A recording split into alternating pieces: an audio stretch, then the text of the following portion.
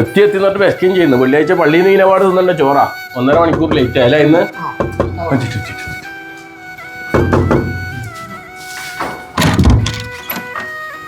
അസ്സലാമലൈക്കും. എന്ത് ലേറ്റ് ആയേ? കുറച്ച് നേരം വൈകി കഴിച്ചോല്ലേ? ഇതെല്ലാം കഴിച്ചോട്. ഇതെന്താ അവിടെ ഇരിക്കുന്നത്? ചെറുങ്ങ തുടങ്ങിക്കഴിഞ്ഞു. വെള്ളം തരും. പിശിക്ക് തന്നെ പറയാ ശരിക്ക് അല്ലേ? ആ ഒരു ക്യാരക്ടർ നമുക്ക്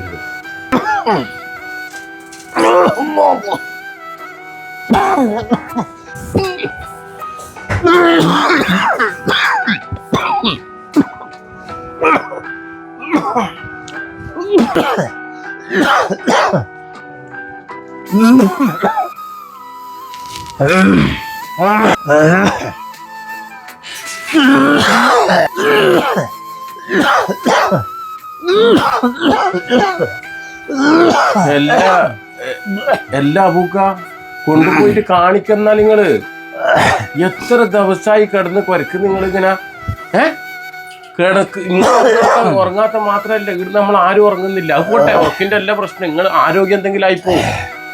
എത്ര മാസമായി കുര ഇങ്ങനെ തുടരുന്ന? അല്ല നസീറെ, ആസ്പത്രി പോകണമെന്നുണ്ട്. പക്ഷെ വെറുതെ ആടിച്ചിട്ട് ആ പൈസ എന്തെങ്കിലും നാട്ടിലെന്തെങ്കിലും കുറച്ച് വലിയ ഉപകാരത്തിന് എത്തും. ഏതായാലും നാട്ടിൽ പോയല്ലേ അത്. ഇപ്പൊ കുറച്ച് കൂടുന്നുണ്ട്. 2-3 ദിവസമായിട്ട് കൂടുതലല്ല, 5-8 മാസമായിട്ട് കൊരന്യാന്ന് കൂടുതൽ പറഞ്ഞ നിങ്ങൾക്ക് മനസ്സിലാകുന്നില്ല. നിങ്ങൾ പിന്നെ ആ പൈസ നാട്ടിലാക്കുന്ന പറയുന്നേ. പിന്നെയും പറയുന്നത് അത് നാട്ടിലെത്തിയ കൊണാകുന്നാണ്. നമ്മൾ ആരോഗ്യം ഇല്ലാണ്ട് എന്ത് പൈസ ഉണ്ടാക്കിയിട്ട് എന്നാണ് നമുക്ക് വേണ്ടത്? കാണുന്ന ഞമ്മക്കൊരു വിഷമില്ലേ? കൊരക്ക് നിങ്ങൾക്കില്ല. അത് ആരിസിനോട് ചോദിക്ക്. ഞാൻ നാട്ടിൽ പോകുന്നുണ്ടല്ലോ, നാട്ടിൽ പോയിട്ട് കാണിക്കുന്നു. ഞാൻ നാട്ടിൽ പോയിട്ട് ആരിസ് എത്ര ഇവർ തുടങ്ങിയിട്ട്?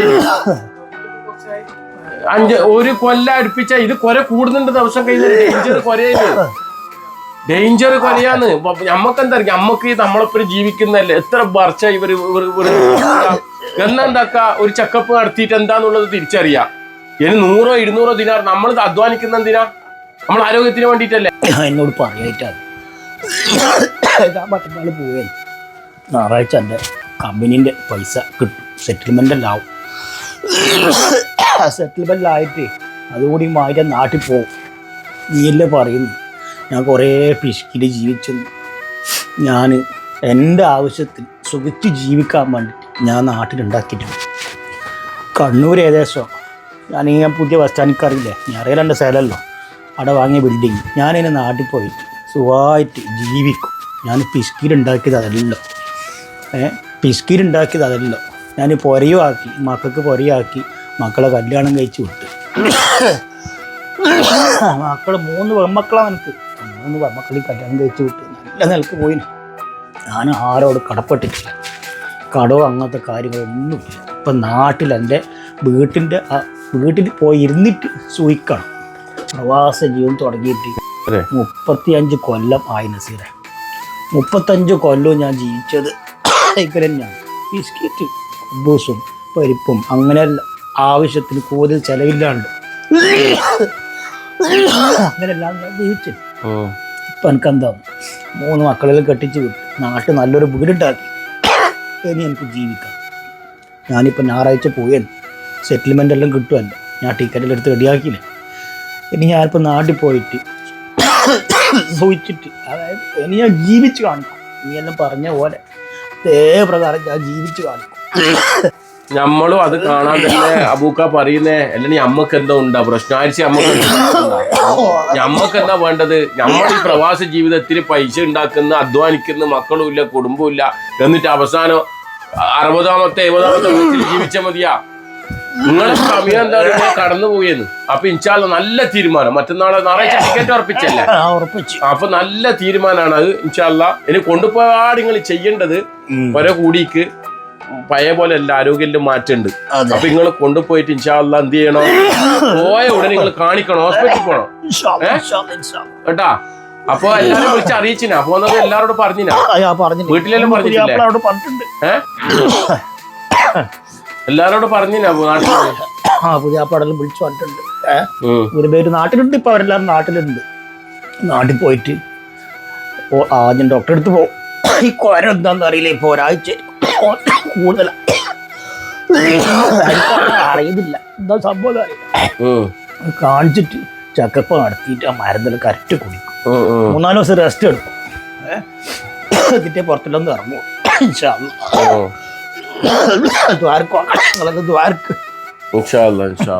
അബൂക്ക നമുക്ക് ഇപ്പൊ ഒന്ന് ഹോസ്പിറ്റലിൽ പോവാ, മെട്രോയിലോ ഷിഫയിലോ പോയിട്ട് ഒന്ന് കാണിക്കാം. കാരണം അന്ന് കൂടിക്ക് കഴിയുന്നില്ലങ്ങൾക്ക്. ശരിയോ, ഇപ്പൊ ശരിയാ. ചൂടുവെള്ളം കുടിക്കണം. ചൂടുവെള്ളം അന്ന് നിങ്ങൾ ചൂടുവെള്ളം കുടിക്കും. നിങ്ങൾ എല്ലാം എടുത്തോ, ഞാൻ കാരണം ഇതിപ്പോ കാണിക്കാനൊന്നും പോകില്ല. മറ്റന്നാൾ നാട്ടിൽ പോകുന്നതുകൊണ്ട് കാണിക്കാൻ പോകാൻ സാധ്യതയില്ല. പക്ഷെ വേറൊരു പ്രശ്നം എന്ന് പറഞ്ഞാൽ ഇക്കൊരാ നീ ശ്രദ്ധിച്ചില്ല, ദിവസം കഴിയുന്നേരം ഒരു വ്യത്യാസം. എനിക്കെന്നെ പേടിയാകുന്നു. എന്തെന്നാണ് അള്ളാഹു, ഒരു വയസ്സുള്ള ആളല്ലേ, 38-40 കൊല്ലായി പോലും. ഞാൻ വന്നേരെ കുബൂസും പരിപ്പ് തന്നെ തിന്നു, വേറെ ഒന്നുമില്ല. എന്ന് എപ്പം പറയും നാട്ടിലേക്കാണ് നാട്ടിലുണ്ടാക്കിയേ. കണ്ണൂര് ബസ് സ്റ്റാൻഡിന്റെ ബേക്കിൽ സാധനമുണ്ട്, വാരം ടൗണിലുണ്ട് ഒരു വലിയ ബിൽഡിങ്, പിന്നെ ക്വാർട്ടേഴ്സ് ഉണ്ട്. നാട്ടിൽ പോയി സുഖമായിട്ട് ജീവിക്കാനുള്ള വകുപ്പുണ്ടാക്കിയേ. പൈസ ഉണ്ട്. ഇനിയിപ്പോ ശരീരം നോക്കിയില്ല, ഇനി ജീവിക്കുന്ന പറയുന്നു. അടിപൊളിയായിട്ട് തന്നെ ജീവിച്ച് കാണിക്കുന്നു. ചൂടുവെള്ളം കുടിക്കാൻ പോയിട്ടുണ്ട്. പക്ഷോ ആരോഗ്യത്തെ കൊടുക്കട്ടെ, നമ്മളൊപ്പര അല്ലേ, അങ്ങനെ ജീവിക്കുന്നല്ലേ നമുക്ക് കണ്ടറിയാം. ഉള്ള പക്ഷോ ആയുസിനെ കൊടുക്കട്ടെ, സന്തോഷത്തിൽ ജീവിക്കട്ടെ. പോയിട്ട് നല്ല തീരുമാനം എടുത്തേ. 10-50 ലക്ഷം വിട്ടു. ഇപ്പൊ പിരിയുമ്പോ 38 കൊല്ലോ സെറ്റിൽമെന്റും സർവീസും എല്ലാം കൂടിയിട്ട് എങ്ങനെ 50 ലക്ഷം റുപ്യന് മേലെ ഉണ്ടാവും. അതൊന്നും പറഞ്ഞിട്ടില്ല, അറിയും ചെയ്യൂല. വയസ്സിട്ടൊന്നും മുണ്ടൂല. അർത്ഥ കൈക്ക് ഉപ്പ് വെക്കൂല, അങ്ങനത്തെ ഒരു ആളാണ്. പക്ഷെ എന്താണ് സ്നേഹമല്ലോ ഒക്കെ, എല്ലാം ഭർത്താവ് പെരുമാ എല്ലാം ഒക്കെയാണ്. എന്നെ ഭയങ്കര കാര്യമാണ്. പറഞ്ഞിട്ടെന്നാ വേണ്ടേ, കാണിക്കാൻ പോകണമെന്ന് ഇപ്പം പറഞ്ഞു. ഷിഫി പോയിട്ട് കാണിച്ചിട്ട് വരാന്ന് വേണ്ട. ചൂടുവെള്ളം കുടിക്കാൻ പോയിട്ടുണ്ട്. നാട്ടിൽ പോയിട്ട് 2 ദിവസമല്ലേ ഉള്ളൂ. നമുക്ക് നോക്കാം, കണ്ടറിയാം, എന്താവുന്ന കണ്ടറിയാം അല്ലേ. ഓർത്തു അബൂക്ക.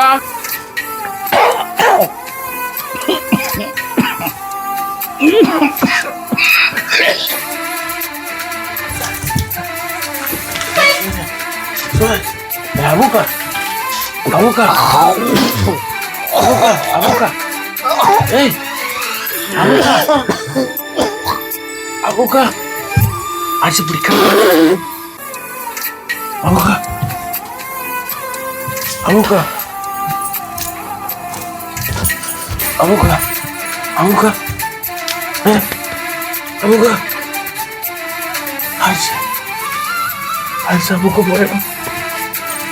പോയടോ.